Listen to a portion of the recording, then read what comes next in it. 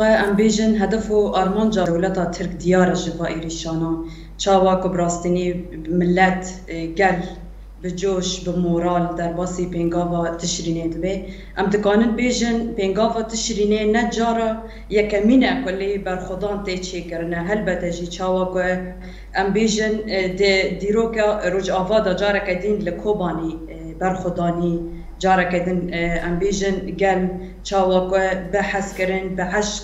در باسی ناو شورشی بو هلبته جی جارا کدینه بشر گل شورشگری و ام دنیرنه لپینداوا تشرینه ام بین گل جارا کدین به برخودانی به هیز به مورال یعنی چاوا که در باسی و پنگاوه دبیه رغمی که یعنی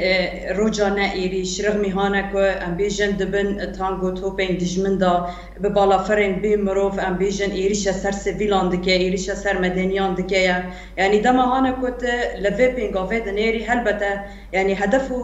آرمانجا دجمن جوی پنگاوه چیه دخوازه چه بده آبا کرن هلبته چی یعنی دوی در که دیار دکه که ادی او کتی آستانگیا که هانه پر گرانه یعنی دخوازه جارا کدینه لوی در که گله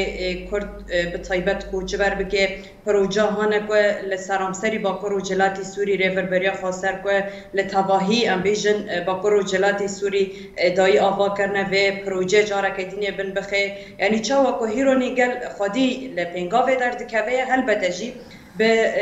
مگوت یعنی چاوا که به برخودانی در باسی نوا ست تشرینه دبیه یعنی مدیجی هلوستی گل دیار بو ایریش سر سویلان دکیه و سویلان لوی در که ام بیژن یعنی هلبته جی جوی برخودانی زیدتر جارا کدن گل دخوازه در باسی کاروان در باسی ام بیژن پنگاوه ببه جبونا که جارا کدن لوی در که ام بیژن آخا خواب پاریزه جارا کدن ام بیژن آوا خواب پاریزه کهربای خواب پاریزه